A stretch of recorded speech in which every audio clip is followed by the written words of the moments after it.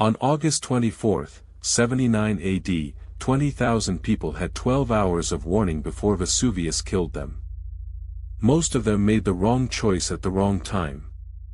The earthquake that struck Pompeii on February 5, 62 AD, had weakened the city's structures, and you can imagine the fear that gripped its residents as they felt the ground shaking again. Just 17 years later, can you think of a more ominous warning sign than the earth itself trembling beneath your feet?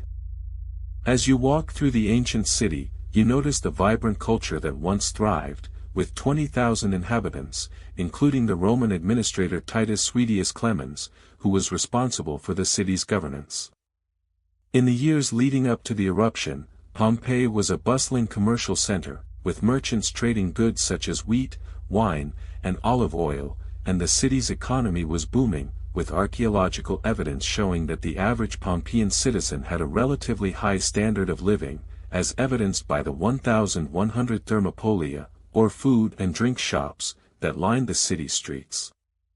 The Roman naturalist Pliny the Elder, who lived in the nearby town of Misenum, had written extensively on the geological activity of the region, and his nephew, Pliny the Younger, would later provide a detailed account of the eruption, which would become a crucial historical record.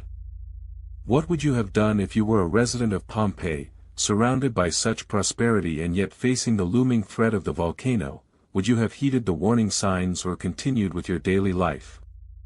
At 1 p.m. on August 24, 79 AD, the ground began to shake, and a low rumble emanated from the mountain, signaling the start of the eruption's first phase, a Plinian eruption, characterized by a massive ash cloud that rose 20 miles into the air, and you can imagine the terror that gripped the city as the once clear sky turned dark, with pumice stones and rocks raining down on the city, killing an estimated 2,000 people instantly. The second phase of the eruption, a pyroclastic flow, occurred at 8 p.m., when a 400 degrees Celsius cloud of ash, gas, and rock hurtled down the mountain at 100 miles per hour, burying the city under a thick layer of debris, and killing many more, including those who had attempted to flee, as the flow was so hot that it caused the brains of its victims to boil, resulting in a phenomenon known as heat-induced brain explosion, which was first discovered by archaeologist Giuseppe Fiorelli in 1860.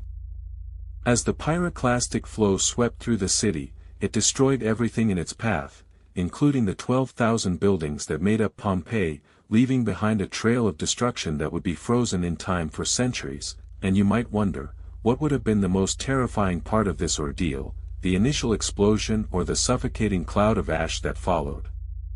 The Roman historian Cassius Dio wrote that the eruption was so powerful that it could be seen from 100 miles away, and the effects of the eruption were felt as far away as Egypt and Syria, where it caused widespread damage and disruption. In the aftermath of the eruption, the city of Pompeii was abandoned, and it would remain buried for over 1,700 years, until its rediscovery in 1748 by the Spanish engineer Joaquín de Alcubierre, who began excavating the site, and what he found was a snapshot of life in ancient Rome, frozen in time, with 1,100 casts of the volcano's victims, created by filling the voids left by their decomposed bodies with plaster, providing a poignant reminder of the human cost of the disaster. The excavation of Pompeii has provided archaeologists with a unique opportunity to study daily life in ancient Rome, and the discoveries that have been made have shed new light on the culture and customs of the time, including the fact that the average Pompeian citizen consumed 20 to 30 liters of wine per year, and that the city's inhabitants were afflicted by a range of diseases, including malaria and tuberculosis, as evidenced by the 300 skeletons that have been found with signs of these diseases. As you reflect on the tragedy that befell Pompeii, you might ask, what can we learn from the mistakes of the past, and how can we apply those lessons to our own lives? Can we avoid similar disasters by being more vigilant and prepared?